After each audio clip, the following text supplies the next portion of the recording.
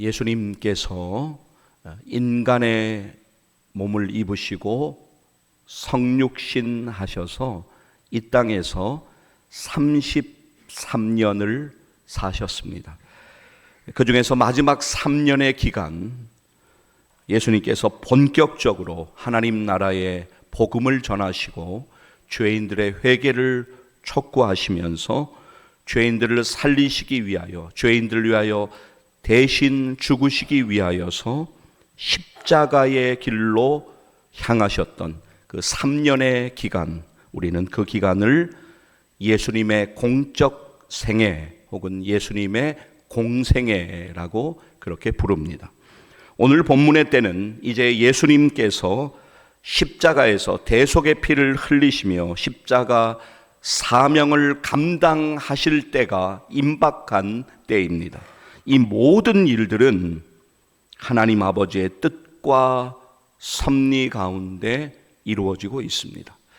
자, 여러분 잘 기억하셔야 돼요. 모든 일에는 우리가 결코 다 이해할 수 없는, 우리가 경험하는 수많은 일들이 있는데 그 모든 일들 가운데는 하나님의 뜻과 섭리가 있음을 우리는 언제나 믿음으로 기억해야 합니다. 여러분, 다가오는 4월달 여러분들이 감당하셔야 되는 많은 일들이 여러분 앞에 있을 것입니다. 그러나 그 모든 일들 가운데 하나님의 뜻과 섭리가 있음을 믿음으로 바라보시는 그런 은혜가 여러분 가운데 있기를 주의 이름으로 간절히 축복합니다. 예수님의 공생의 마지막 일주일 가운데 첫 번째 날에 종려나무 가지를 흔들며 환호하는 무리들의 영접을 받으면서 어린 나귀를 타시고 예루살렘으로 입성하신 사건을 기억하면서 우리는 그날을 종려주일이라고 그렇게 부르며 하나님 앞에 지금 예배 드리고 있습니다. 이날을 종려주일이라고 부르는 것은 예수님께서 어린 나귀를 타고 예루살렘으로 입성하실 때 무리들이 종려나무 가지를 흔들면서 예수님을 맞이했기 때문입니다. 특히 어린 나귀를 타시고 예루살렘으로 입성하신 그날을 시작으로 후에 성전에서 가르치시며 논쟁하시고 그리고 고난을 받으시고 십자가에서 죽으시고 부활하신 그 일주일간의 사건을 기록하는데 마태, 마가, 누가, 요한 이 사복음서의 기자들이 5분의 1을 할애를 하고 있습니다. 이것은 예수님의 공생의 사역 가운데 이 마지막 한 주간이 얼마나 중요한가라고 하는 것을 우리에게 전하고자 함입니다. 그래서 우리는 예수님이 어린 나귀를 타시고 예루살렘으로 입성하신 종려주일부터 이 한 주간을 고난주간으로 지키면서 예수님이 고난받으시고 십자가에서 죽으신 놀라운 그 은혜를 기억하면서 십자가의 은혜를 바라보며 고난주간으로 지키는 것입니다. 이번 주 화요일부터 토요일까지 우리가 고난주간 특별 새벽 기도회로 모이게 됩니다. 특별한 사정이 있으셔서 나오시지 못하는 분들이 있을 수 있습니다. 각자의 자리에서 꼭 기도하시고 함께 하실 수 있는 분들은 꼭 나오셔서 이번 한 주간 고난주간에 십자가로 향하시는, 또 십자가에서 죽으시고 부활하신 우리의 주님을 더욱더 믿음으로 바라보고 주님께 엎드리는 그러한 한 주간 새벽 되기를 간절히 소망합니다. 자, 오늘 본문의 시작 요한복음 12장 12절 말씀 보시면 오늘 본문 말씀은 그 이튿날에는 이라고 하는 단어로 시작하고 있습니다. 여기에서 그 이튿날에는 이라는 말은 오늘 우리가 요한복음 12장 말씀을 보고 있습니다만 바로 앞장인 요한복음 11장에서 죽은 나사로를 예수님께서 살리십니다. 그래서 이 놀라운 일로 인하여서 많은 사람들이 예수님을 따라서 지금 이동하고 있는 일과 이어지고 있습니다. 그러니까 예수님께서 죽은 나사로를 살리신 놀라운 사건은 6월절 엿새 전에 베다니에서 있었던 일이고, 어린 나귀를 타시고 예루살렘으로 올라가시는 이 일은 6월절 닷새 전의 일이다라고 하는 것을 여러분들에게 말씀드립니다. 여러분, 6월절은 여러분들이 잘 아는 절기입니다. 이스라엘 백성들이 과거에 애굽에서 구원받은 날을 기념하고 또 앞으로 오실 메시아를 소망하며 지키는 그들의 가장 중요한 절기입니다. 이 유월절 절기가 되면 수많은 지역과 시골에서 수많은 사람들이 유월절을 지키기 위하여 예루살렘으로 몰려드는 것이 매년 그들에게 있었던 일입니다. 자, 요한복음 11장 55절 말씀 한번 보시겠습니다. 자, 여러분 성경 한번 찾겠습니다. 요한복음 11장 55절 말씀 한번 보시겠습니다.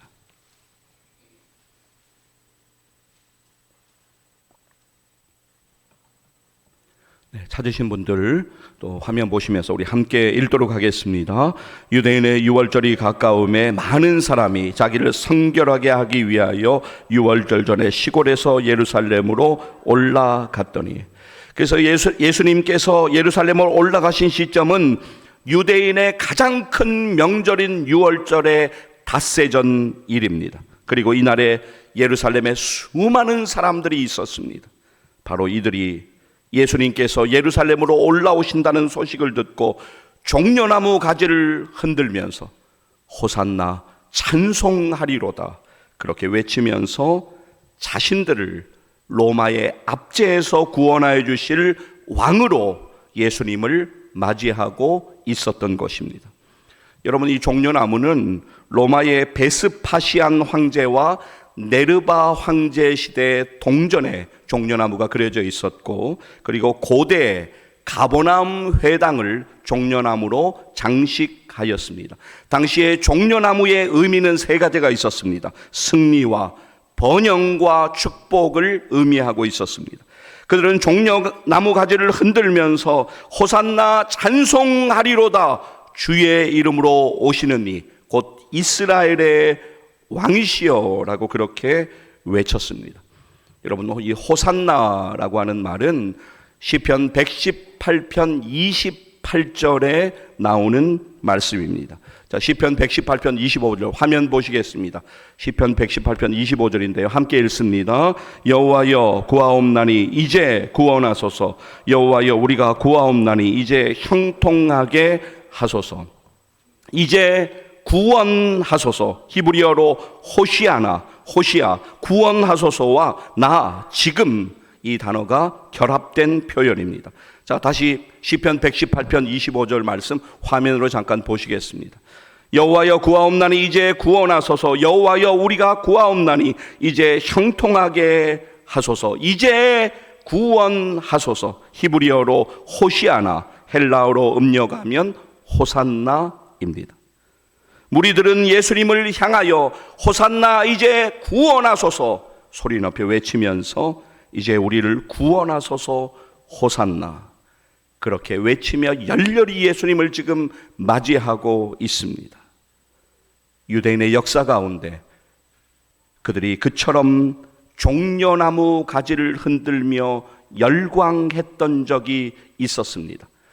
마카비 가문의 형제들이 이방인들을 몰아내고 예루살렘을 탈환했을 때였습니다. 그러니까 그들은 지금 예루살렘으로 입성하시는 예수님을 이방인을 몰아내고 예루살렘을 탈환하시는 개선 장군으로 여기고 환영하고 있는 것입니다. 그 열기는 엄청났습니다.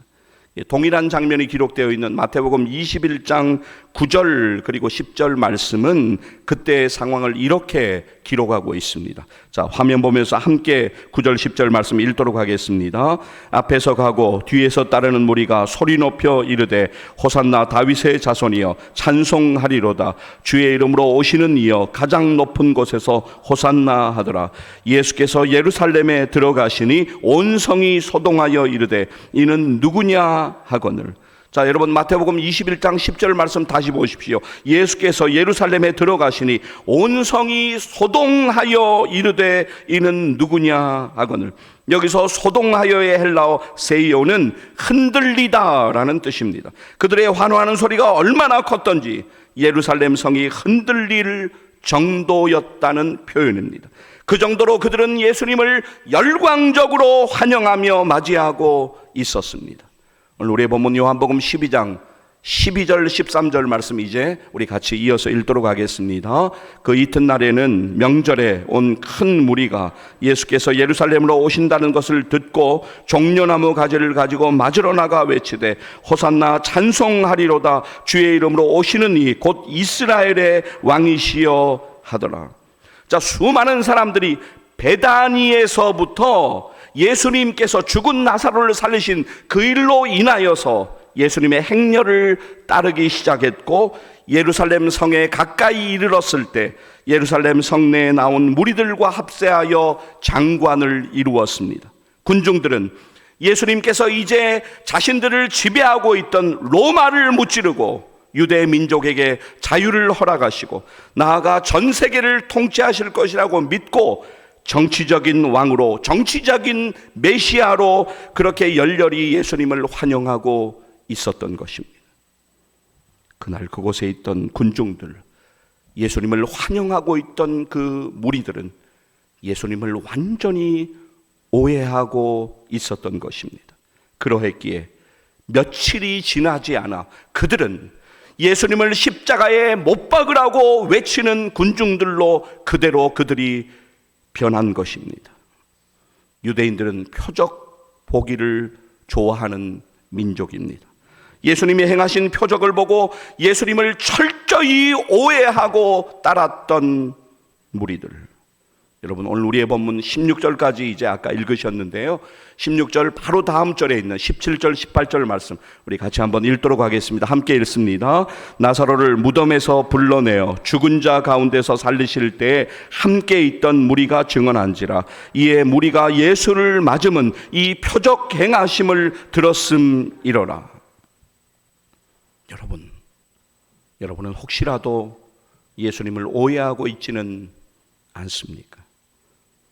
여러분은 예수님이 여러분을 속죄하시기 위하여 대속 제물로 십자가에서 죽으시고 부활하신 것을 올바로 이해하고 올바로 믿고 계십니까? 죄 있는 우리를 구원하시기 위하여 이 땅에 오신 예수 그리스도, 우리를 살리시기 위하여 겸손히 십자가의 길로 가신 예수 그리스도, 오늘 우리는 예수님을 분명히 알고 예수님을 구세주와 주님으로 믿으며 그분을 진짜로 섬기고 그분을 따르고 있습니까? 아니면 나의 이기적인 욕심과 욕망을 채우기 위하여 예수님이 필요하여서 아주 나의 이기적인 마음으로 그분을 모시고 있지는 않습니까? 우리 자신의 믿음을 돌아보는 예배 되기를 간절히 바랍니다. 오늘도 주님이 우리에게 원하시는 것은 우리가 돌이키는 것이고 우리가 회개하는 것이고 우리가 변화되는 것이고 우리의 삶에 믿음의 열매가 열려지는 것입니다. 우리가 얼마나 오랫동안 교회를 다니고 있는가? 오늘 나의 교회에서의 직분이 무엇인가? 우리의 가족 중에 신앙적으로 혹은 업적으로 얼마나 대단한 선조가 있는가? 우리가 얼마나 믿음 생활을 열심히 했는가? 이러한 질문 앞에서 우리는 여러 대답을 할 수 있겠지만, 그러나 사랑하는 여러분, 과연 오늘 우리가 예수님을 진짜로 알고 예수님을 진짜로 믿고 있는가? 구원받은 자로서 과연 나의 삶에 믿음의 열매가 열리고 있는가? 오늘 밤에 죽더라도 예수님 믿는 그 믿음 때문에 나는 천국에 들어갈 확신이 있는가? 말로만 아니라 정말로 예수님을 나의 영혼의 주인으로 모시고 살아가고 있는가? 이것을 기억하며 우리를 돌아보며 우리는 오늘도 주님께로 가까이 나아가야 합니다. 주님의 긍휼하신 은혜 없이는 우리는 아무것도 할 수 없습니다. 주님 앞에 오늘도 겸손하게 엎드려 주님의 은혜를 구하시기를 주의 이름으로 간절히 축복합니다. 자, 본문 14절 보시면 예수님께서 어린 나귀를 타시고 예루살렘으로 입성하십니다. 이 일은 예수님이 오시기 전 약 500여 년 전 예언된 스가랴 9장 9절 말씀, 시온에 따라 크게 기뻐할지어다, 예루살렘에 따라 즐거이 부를지어다. 보라, 내 왕이 내게 임하시나니 그는 공의로우시며 구원을 베푸시며 겸손하여서 나귀를 타시나니 나귀의 작은 것 곧 나귀 새끼니라. 하나님의 은혜로 예언한 스가랴 선지자의 그 예언을 온전히 성취하시기 위하여 예수님께서는 어린 나귀를 타고 예루살렘으로 입성하고 계십니다. 여러분, 여기서 시온의 딸이라고 하는 것은 이스라엘 혹은 예루살렘 주민을 가르치는 별명으로 오래전부터 그들은 시온의 딸이라고 하는 별명을 불러왔습니다. 그들은 외세의 침입으로 늘 불안에 떨어야 했으며 특히 여러 번에 걸쳐서 큰 군마를 타고 위협적인 눈매를 하고 예루살렘으로 입성하는 적장의 호령 앞에 굴복해야 됐던 경험을 가지고 있었습니다. 그때마다 그들은 자신들을 구원하실 메시아를 대망할 수밖에 없었습니다. 스가랴 선지자는 그러한 위기 상황에서 영적 육적 고통을 당하고 있던 하나님의 백성들을 향하여서 메시아께서 평화를 가지고 이 땅에 오실 것이니 그분을 대망하고 결코 두려워하지 말 것을 선포했던 것입니다. 오늘 우리 본문 14절 그리고 15절 말씀 여러분 이제 보시면 예수님께서 구약의 예언을 온전하게 성취하시기 위하여서 어린 나귀를 타고 예루살렘으로 입성하십니다. 자, 오늘 우리 본문 14절 15절 이어서 읽겠습니다. 예수는 한 어린 나귀를 보고 타시니 이는 기록된 바 시온에 따라 두려워하지 말라 보라 너의 왕이 나귀 새끼를 타고 오신다 함과 같더라. 여러분, 당시에 유대인 무리들은, 유대인 군중들은 자기들의 관점에 따라서 예수님을 이해했습니다. 단지 예수님이 행하신 그 특별한 표적과 기적을 보고 정치적인 왕으로, 정치적인 메시아로 예수님을 따랐던 것입니다. 그런데 당시에는 예수님의 제자들도 예수님을 크게 오해하고 있었습니다. 그들의 마음에는 이러한 기대가 있었습니다. 제가 예를 하나만 들어보겠습니다. 화면 보시죠. 마가복음 10장 35절로부터 37절 보여주실 터인데요. 이 상황을 우리 한번 같이 읽어보도록 하겠습니다. 37절까지 함께 읽습니다. 세베대의 아들 야고보와 요한이 주께 나와 여짜오되 선생님이여 무엇이든지 우리가 구하는 바를 우리에게 하여 주시기를 원하옵나이다. 이르시되 너희에게 무엇을 하여 주기를 원하느냐. 여짜오되 주의 영광 중에서 우리를 하나는 주의 우편에 하나는 좌편에 앉게 하여 주옵소서.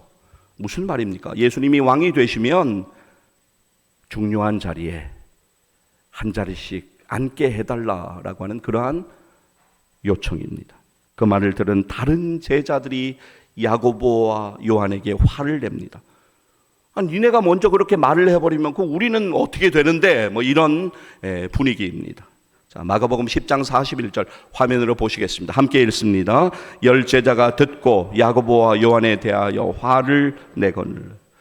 예수님께서 그러한 제자들, 그러한 상황 가운데 제자들에게 이 말씀을 하십니다. 여러분 위에 현수막 보시면 마태복음 말씀이 기록되어져 있는데 우리 화면으로 마가복음 10장 45절 말씀으로 좀 함께 읽도록 하겠습니다. 함께 읽습니다. 인자가 온 것은 섬김을 받으려 함이 아니라 도리어 섬기려 하고 자기 목숨을 많은 사람의 대속물로 주려 함이니라. 할렐루야.